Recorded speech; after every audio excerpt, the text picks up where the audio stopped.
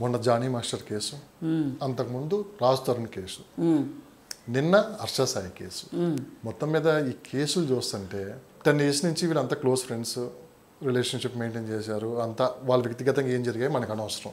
సరే ఒక్కసారిగా ఈ కేసులు పెట్టడం వెనక ఉద్దేశం ఏం నడుస్తుంది మేడం? అంటే ఒకరిని సంబంధించి ఇక్కడ ఎవరు మాట్లాడలేదు. జానీ మాస్టర్ చాలా కష్టపడి పైకి వచ్చాడు. ఒక అవార్డు కూడా వచ్చింది ఆయనకి. రీసెంట్గా అవార్డు తీసుకోవడానికి బెయిల్ కూడా ఎమ్మెల్యే ఆయనకి ఇవ్వటం కూడా జరిగింది. సో రాజ్ తరుణ్ కూడా ఎక్కడో షార్ట్ ఫిల్మ్ దగ్గర నుంచి హీరో అయిపోయాడు. తర్వాత ఏం జరిగిందో అనేది మనం చూసాము. హర్ష సాయి సోషల్ మీడియాలో చాలా యాక్టివ్గా ఉండి హెల్ప్ చేస్తాడని చెప్పి చాలా రూమర్స్ ఉన్నాయి. అయిన తర్వాత విషయం ఏంటి మేడం, ఏం జరుగుతుంది? వీళ్ళందరూ ఈ కేసులు మూడు విభిన్నమైన కేసులు. ఒక కేసుని ఒక కేసుతో కంపేర్ చేయడానికి వీల్లేదు. కాకపోతే కేసులు పెట్టి కంప్లైంట్ ఒకటే. అయితే పూర్తిగా రాజ్ తరుణ్ లావణ్య విషయం చూసుకుంటే కనుక అక్కడ రాజ్ తరుణ్ ఇంకా ఆమెను భరించలేడు. క్లారిటీ ఉంది.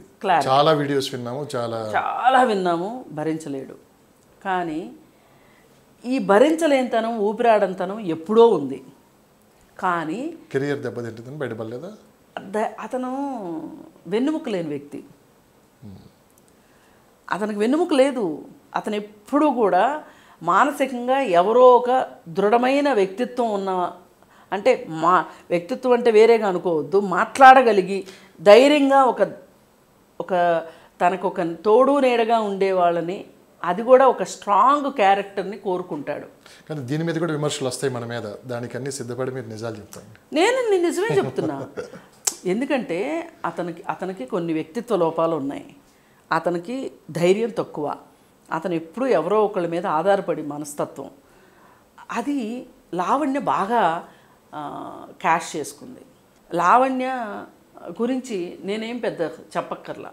ఎందుకంటే ఒక పక్క రాజ్ తరుణ్తో సహజీవనం అంటూనే ఇంకో పక్క వేరే వాళ్ళతోటి ప్రేమాయణాలు, వాళ్ళు పెళ్లి చేసుకోవట్లేదని వాళ్ళ మీద కేసులు పెట్టటాలు, ఇది ఏమాత్రం పొసిగే విషయం కాదు. ఆ కేసులన్నీ ఇప్పుడు కోర్టులో నడుస్తున్నాయి. ఎంత నడిచినా అసలు ఎప్పుడో వదిలిపెట్టాలి ఆ అమ్మాయిని. ఏంటి కేసులు వెనక అసలు ఏం నడుస్తుంది? ఏమీ లేదండి. వాళ్ళకి ఇక కేసు పెట్టడమే, ఇంతకంటే గత్యంతరం లేదనుకున్నప్పుడే కేసు పెడతారు ఎవరైనా.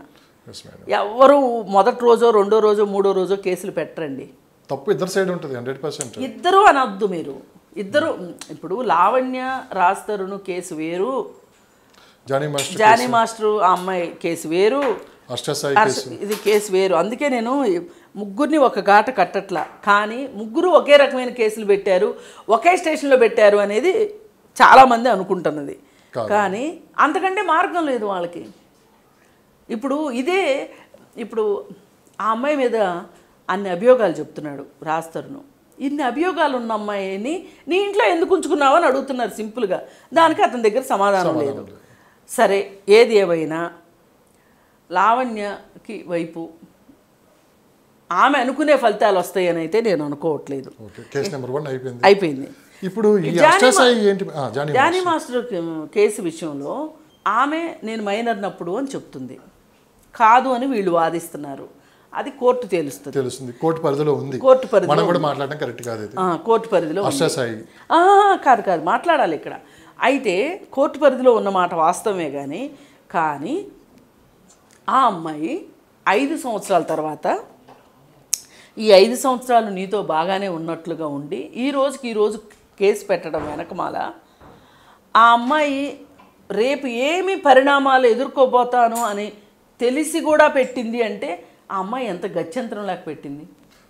ఇది ఈ సున్నితమైన అంశాన్ని ఆలోచించకుండా ఈ కేసు అర్థం కాదు మనకి.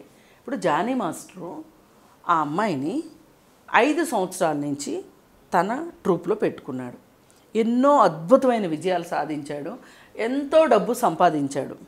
ఈ అమ్మాయికి ఎంత షేర్ చేశాడు అనేది ఒక పాయింట్. రెండో పాయింట్, ఈ అమ్మాయికి నీకు ఇంకొక ప్రపంచం లేదు, నేనే ప్రపంచం అని నమ్మించాడా లేదా? నమ్మించాడు. దానికి ఒక అర్థాన్ని ఇచ్చుకుందామని వాళ్ళిద్దరూ అనుకుందాం. అది అవ్వలేదు. సరే, ఒక పాయింట్లో సుమలత గట్టిగా పట్టుబట్టడం వల్ల కావచ్చు, జానీ మాస్టర్ కూడా లొంగిపోవటం వల్ల కావచ్చు, ఆ అమ్మాయి కూడా విసిగిపోయి ఉండటం కావచ్చు, ఈ ట్రయాంగిల్ వ్యవహారాల్లో ఒక నిర్ణయం తీసేసుకున్నారు వాళ్ళు. ఎవరి దారిని వాళ్ళు బతుకుదాము అని అనుకున్నప్పుడు ఆ అమ్మాయిని నువ్వు బతకనిచ్చావా? అసలు నీకంత యుగో దేనికి? నువ్వు పుష్ప 2 సెట్లోకి వెళ్ళి గొడవ చేయాల్సిన అవసరం ఏంటి? ఆ అమ్మాయి మా నాన్న అమ్మాయి బతుకుతుంది కదా, నువ్వు నీ భార్యతో నువ్వు బాగానే ఉన్నావు కదా, నీ భార్య కాళ్ళు పట్టుకున్నావు కదా, నువ్వు చాలా ఇష్టంతోనే చాలా గౌరవంతో ప్రేమతో పట్టుకున్నావు కదా. అంటే ఇది నాటకమా? ఇది నాటకం. ఇది నిజమైతే ఆ అమ్మాయి దగ్గరికి వెళ్ళి గొడవ పడాల్సిన అవసరం ఏంటి? సెట్లోకి వెళ్ళి ఈ లాజిక్ ఎవరు మాట్లాడట్లా. ఇప్పుడు నీకు భార్య పిల్లలు కావాలన్నా అని అనిపించింది, అక్కడి నుంచి వచ్చేసావు, నీ భార్య పిల్లలతో ఉన్నావు, ఉండు. మరి మళ్ళీ ఆ అమ్మాయి జీవితంలోకి వెళ్ళటం ఏంటి? అంటే నీకేమో నీ భార్య నీ పిల్లలు కావాలి. వాస్తవాలు నిజమా కాదా కోర్టు ఇది వాస్తవం అండి. ఇప్పుడు పుష్ప సెట్లోకి వెళ్ళి కొట్టింది అవునా కాదా? నేను 2 మాటలు చెప్పాను మీకు. నాకు వాస్తవాలు తెలియకుండా నేను మాట్లాడను మేడం. నేను జరుగుతున్న ప్రచారం మాత్రమే. నేను వాస్తవాలు లేకుండా నేను మాట్లాడట్లేదు. పుష్ప సెట్లోకి వెళ్ళి కొట్టాడా లేదా వాళ్ళు కూడా చెప్పారు కొట్టారని. ఇక్కడ ఒక స్టేజ్ మీద నా కోసం చాలా భరించింది నా భార్య అని ఆవిడ కాళ్ళు పట్టుకున్నాడా లేదా, ఏడ్చాడా లేదా జానీ మాస్టరు?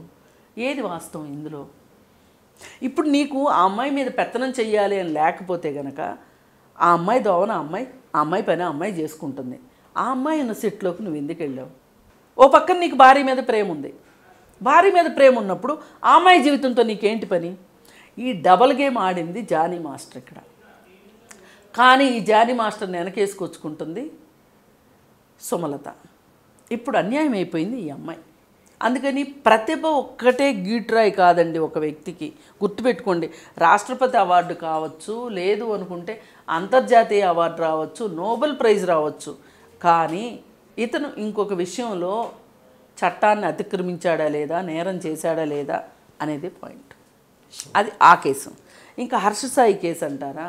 హర్షసాయి అనేవాడు ఒక పెద్ద చీటర్, చేసినవన్నీ చీటింగ్ పనులే. ఇప్పుడు ఆపోజిట్లో కేసు పెట్టినవాడు కూడా తక్కువ ఆమె కాదు. అందుకే వీళ్ళిద్దరూ ఇంత బాగా పండింది వ్యవహారం. వాడు నేను సాయం చేస్తున్నాననే పేరుతోటి ఒక ప్రచారం చేసుకుని ఒక ఇన్ఫ్లుయెన్సర్గా అవతారం ఎత్తాడు, ఒక బాబాలాగా అవతారం ఎత్తిన తర్వాత ఊరుకుంటారా? మరి వాళ్ళు ఎవరో అడ్వర్టైజ్మెంట్ ఇమ్మని అడిగారు. అది ఏమి అడ్వర్టైజ్మెంటు? దీనివల్ల సమాజానికి మంచి జరుగుతుందా, చెడు జరుగుతుందా, నా ఒక్కడికే లాభమా, సమాజానికి కూడా లాభమా అనే ఇంత ఇంగిత జ్ఞానం పనిచేయాలి కదా. అసలు మామూలుగా నువ్వేంటి దిక్కుమొక్కు లేని వాళ్ళకి సహాయాలు చేస్తున్నావు, వీడియోలు తీసి సోషల్ మీడియాలో పెడుతున్నావు. అయితే ఇప్పుడు నువ్వు ఇచ్చిన ఈ ఆన్లైన్ బెట్టింగ్ యాప్లకి అడ్వర్టైజ్మెంట్ ఇచ్చినందువల్ల చాలామంది ప్రాణాలు కోల్పోతున్నారు, చాలామంది ఆర్థికంగా గొల్లైపోతున్నారు, ఒక రకంగా పిచ్చోళ్ళు అయిపోతున్నారు కొంతమంది. ఇప్పుడు ఇలా జరిగిన కుటుంబాలకు కూడా సాయం చేద్దాం అనుకుంటున్నావు నువ్వు? ఈ వెనకుండే వాళ్ళు మాస్కులు పెట్టుకొని ఉంటారు, గమనించారు మీరు? వీడియోస్ కూడా చూసి ఉంటారు. ఎందుకు మాస్కులు పెట్టి అంత సహాయం చేసే ముందు మాస్కులు పెట్టే వాళ్ళందరికీ ఓన్లీ అష్టసాయి ఒకటే కనిపిస్తూ ఉంటాడు. అష్టసాయి మైండ్ సెట్ ఏంటి అని మీరేం చెప్పారు? ఎవరో ఒకరిద్దరు నేను చూశాను సోషల్ మీడియాలో తన గురించి మాట్లాడటం కూడా. సో మైండ్ సెట్ ఇలా ఉంటుంది. అదే ఇప్పుడు సహాయం అనేది ఎలా ఉండాలంటే, పాత రోజుల్లో చెప్పేవాళ్ళు గుర్తుందా? కుడి చేతితో చేస్తే ఎడం చేతికి కూడా తెలియకూడదు అని చెప్పేవాళ్ళు. పైగా ఇతను సహాయం చేసేటప్పుడు చాలా చాలా కించపరిచేటట్లు మాట్లాడిస్తాడు. మీరు అది గమనించండి ఒకసారి. అంటే వాళ్ళకున్న లేమితనాన్ని గుర్తు చేస్తూ ఇస్తాడు, ఎగతాళి చేస్తూ ఇస్తాడు. ఇంకొక అమ్మాయి శ్రీదేవి అనే అమ్మాయి కూడా ఇదే పని చేస్తూ ఉంటుంది. ఇక్కడ చూసాను 300 ఇస్తూ ఉంటుంది. నూనె ప్యాకెట్లు, బియ్యం సంచులు అవి ఇస్తూ ఉంటుంది. అంటే వీళ్ళకి సోషల్ మీడియా మీద వచ్చే ఇన్కమ్మే అక్కడ ఇస్తూ ఉంటారు అనుకోవచ్చు కదా. వీళ్ళు ప్రచారం చేసుకోవడం తప్పేంటి అందులో? కానీ అవతల వాళ్ళని కొంచెం గౌరవించాలి. ఇప్పుడు మీరు నన్ను ఇంటర్వ్యూ అడుగుతున్నారండి, మీకు నచ్చిన ప్రశ్నలు మీరు అడిగి నన్ను ఇబ్బంది పెట్టేటట్లు, నేను ఇబ్బంది పెట్టేటట్లు మిమ్మల్ని మాట్లాడాను అనుకోండి, ఏమన్నా ఉపయోగం ఉంటుందా? లేదు కదా. ఏదైనా ఒక వినయము, వినమ్రము అనేది మన డిక్షనరీలో తెలుగు పదాలు ఉన్నాయి. వాటిని గుర్తుపెట్టుకోవాలి. సేవ చేస్తున్నామని చెప్పేవాళ్ళు ఎవరైనా సరే ఒక వినయం ఉండాలి, ఒక వినమ్రం ఉండాలి. అది లేకుండా రెండో వాళ్ళని నా పైన ఆధారపడ్డారు వీళ్ళు అని చూపించుకోవాలనే తహతహ ఉంది చూసారా, అది ఒక పెద్ద మానసికమైన జబ్బు. ఆ జబ్బులో ఉన్నాడు ఈ హర్ష. చూసేవాళ్ళది కూడా తప్పే కదా. ఏది చూసేవాళ్ళది? ఆ వీడియో చూసేవాళ్ళది కూడా తప్పే కదా. వస్తున్నాయి కాబట్టి చూస్తారండి. అసలు వీడు సరిగా ఉండొచ్చు కదా, అంటే వీడిని బ్యాన్ చేయొచ్చు కదా అంటున్నారు మీరు. అంత ఉంటేనే, అంత జనాలకు ఉంటే ఇంత ఎందుకు మాట్లాడుకుంటాం మనం? పైగా ఒక అమ్మాయి విషయంలో వీడు సినిమాకు పెట్టుబడి పెట్టించి, ఆ అమ్మాయి ఏమో వీడితో స్నేహం కోసం, వీడేమో ఆ అమ్మాయితో సినిమా తీయించుకోవటం కోసం ఇద్దరు ఒకరినొకరు మోసం చేసుకున్నారు. ఇక ఆ మోసాన్ని భరించలేని స్థాయి వచ్చేసరికి పోలీస్ స్టేషన్లో తేలింది ఈ కేసు, పబ్లిక్లోకి వచ్చింది. హర్ష సాయి అనేవాడు ఇప్పుడు రాజ్ తరుణ్ ఒక విషయానికి నాకు నచ్చాడు. ఎంత ధైర్యం లేనివాడైనా పోలీసులు పిలవగానే వచ్చాడు. జానీ మాస్టర్ పారిపోయాడు, ఎక్కడెక్కడో ఉంటే పట్టుకొచ్చారు. హర్ష సాయి గడు ఇంతవరకు దొరకలా, వాడు ఇప్పట్లో దొరకడు కూడా. కానీ వాడి తరఫున మాట్లాడే వాళ్ళకి లీకులు ఇస్తానే ఉన్నాడు, ఆడియోలు పంపిస్తానే ఉన్నాడు. ఆడేమీ ఎక్కడ అందుబాటులో లేని వ్యక్తిగా అయితే లేడు. వాడికి కావాల్సిన వాళ్ళకి ఆడు అందుబాటులోనే ఉన్నాడు.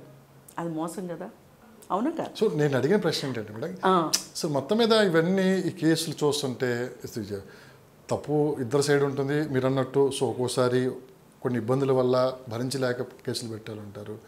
ఇది ఈ కేసులో, ఈ 3 కేసుల్లోనూ జానీ మాస్టర్ దగ్గర అన్యాయం అయిపోయినంత అమ్మాయి, ఆ అమ్మాయి నిజమైన బాధితురాలు నా దృష్టిలో. మిగతా 2 కేసులు వాళ్ళ స్వార్థాల కోసం వాళ్ళు ఉన్నారు తప్పితే. ఎదుగుతున్న టైంలో జానీ మాస్టర్ని తొక్కేసారు అనుకోవచ్చు కదా. ఎవరు తొక్కేస్తారు? ఇప్పుడు అసలు వేధింపులు లేవా? తొక్కేయడం మాత్రమే ఉందా? ఏమాత్రమో వేధింపులు లేకపోతే తొక్కేయడం ఎలా సాధ్యం అవుతుంది? ఇప్పుడు మీరున్నారండి, ఇంత బాగా ఇంటర్వ్యూలు చేస్తున్నారు, మిమ్మల్ని ఎవరు తొక్కేయగలరు? ఎంతవరకు తొక్కేయగలరు? నేనున్నాను, నేను మాట్లాడతానని కదా నన్ను పిలుస్తున్నారు, నన్ను ఎవరు తొక్కేస్తారు? అందుకని ఇక్కడ తొక్కేయడాలు లేవండి. అతను క్రైమ్ చేశాడు అంతే. ఆ క్రైమ్ చేశాడు అనడానికి బోలెడు ఆధారాలు ఉన్నాయి. అన్నిటినీ మించిన ఆధారం పుష్ప 2 సెట్లో జరిగింది. నేను లేకపోతే నీకు బతుకులేదు, నా మీద ఆధారపడే నువ్వు బతుకుతున్నావు అని అనడం అనే పొగరుందు చూసారా, అది చాలా తప్పు. ఎందుకంటే ఈ ప్రపంచం మొత్తం కూడా ఏ ఒక్కరూ స్వతంత్రులు కాదు. ఒకరిపైన ఒకరు ఆధారపడుతూనే ఉంటారు. ఎంత పెద్ద బిలియనీర్కైనా అతని డ్రైవర్ జీతం ఇవ్వచ్చు, డ్రైవర్ మీద ఆధారపడి చూద్దాం. అందుకని నేనొక్కడనే తీస్మార్కాన్ని అని ఎవరన్నా అనుకుంటే దానంత పిచ్చిదనం ఇంకొకటి లేదు. అందుకని ఆయన ఒక్కడే ఎదుగుతున్నాడు అని, ఆయన ఎదిగే ప్రాసెస్లో ఎంతమంది కష్టపడి ఉంటారు ఆయన చుట్టూతో. మరి అందరికీ రాలేదే, ఆయనకొక్కడికే వచ్చింది. కాకపోతే ఆయన లీడర్ కాబట్టి వచ్చింది, యూనియన్ లీడర్ కాబట్టి ఇంకాస్త ఎక్కువైంది. యూనియన్ లీడర్ కాబట్టే నేను తలుచుకుంటే మీకు బతుకులు లేకుండా చేయగలనని చిటికలేసి మాట్లాడగలిగిన ఇది వచ్చింది.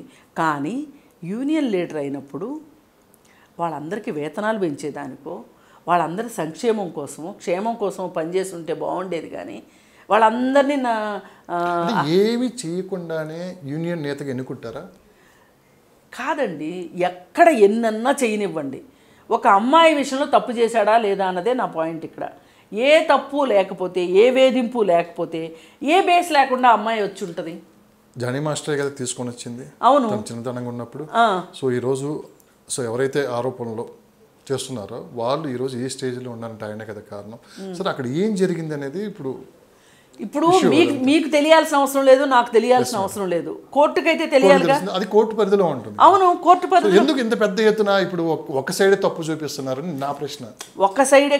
ఇప్పుడు ఆ అమ్మాయి నిస్సహాయురాలు కాబట్టి, ఆ అమ్మాయి చిన్నపిల్ల కాబట్టి, ఆ అమ్మాయికి అతనికి 20 ఏళ్ల వయసు తేడా ఉంది కాబట్టి ఆ రోజు ఎందుకు కేసు పెట్టలేదంటే, ఆ రోజు ఎలా తెలుస్తుందండి? ఇప్పుడు మీరు ఉన్నారండి, ఇప్పుడు చిన్న ఎలిమెంటరీ స్కూల్లో మీరు స్కూల్కి వెళ్తున్నారు, మాస్టర్ మీద ఏదైనా కోపం వచ్చింది మీకు, ఎదురు తిరిగి మాట్లాడగలుగుతారా? అదే హై స్కూల్లో అయితే కనీసం సీరియస్గా చూస్తారు. కాలేజ్ లెవెల్కి వస్తే ఏంటి సార్ ఇట్లా అంటారు నన్ను అనగలిగే ధైర్యం వస్తా రాదా మీకు? అదే పరిస్థితి అమ్మాయిది. ఇప్పుడు ఎవరికి వాళ్ళు ఆ అమ్మాయి షూస్లో కాళ్ళు పెడితే ఆ అమ్మాయి బాధలు ఏంటో అర్థమవుతాయండి. ఇప్పుడు అక్కడ జానీ మాస్టరు ఆమెకి పని ఇచ్చే స్టేజ్లో ఉన్నాడు, ఆమె పని తీసుకునే స్టేజ్లో ఉంది.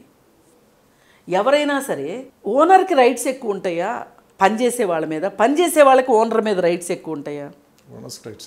ఉంటాయి కదా. అతను ఓనర్ అక్కడ, అతను పని ఇచ్చేవాడు, అమ్మాయి పని తీసుకునేది. అసలు ఈ ఇండస్ట్రీ మొత్తం నా ముని వేళ్ల మీద నడుస్తుంది, నువ్వు ఎక్కడికి వెళ్ళినా బతకలేవు అనే అమ్మాయిని భయపెట్టి అన్ని సంవత్సరాలు నవ్వించి బతికించాడు. ఒక పాయింట్ వచ్చింది, కట్ చేసుకోవాల్సిన పాయింట్ వచ్చింది, కట్ అయిపోయింది. కట్ అయిపోయిన తర్వాత నువ్వు ఎందుకు వెళ్ళావు అమ్మాయి జోలికి? ఇదే నా ప్రశ్న, ఇంతకంటే వేరే ఏమీ లేదు. అసలు ఏ వేధింపు జరగలేదు. ఇప్పుడు అన్ని కోర్టు పద్ధతిలో ఉన్నాయి కాబట్టి కేసులు ఇవన్నీ జరుగుతున్నాయి కాబట్టి అసలు అతనికి ఇప్పుడు మీరు ఏమంటున్నారు? సోషల్ మీడియా వేదిక పెద్ద చర్చ. అట్లా కాదు, మీ ఉద్దేశం ఏంటంటే ఒక గొప్పవాడైనంత మాత్రాన, ఒక ప్రతిభ అయినంత మాత్రాన, ఒక కష్టపడి పైకి వచ్చిన మాత్రాన తప్పులు చేసే హక్కు ఎవ్వరికీ లేదు. నేను అలా అంటలేదు మేడం. తప్పు జరిగిందా ఉప్పు జరిగిందా అనేది అది విచారంలో తేలుతుంది. మాకు తీసుకునే సోషల్ మీడియాలో రకరకాల వార్తలు స్ప్రెడ్ అవుతున్నాయి. ఒకటండి, ఏ మాత్రం ఆధారాలు లేకుండా ఎఫ్ఐఆర్ చేయరండి.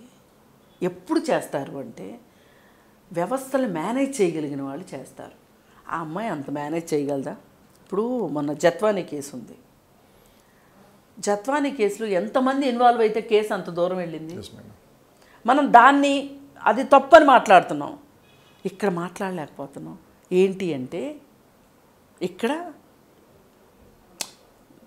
పెద్ద మాస్టరు జానీ మాస్టరు అని ఆలోచిస్తున్నాం. Thank you so much madam. Thank you valuable time.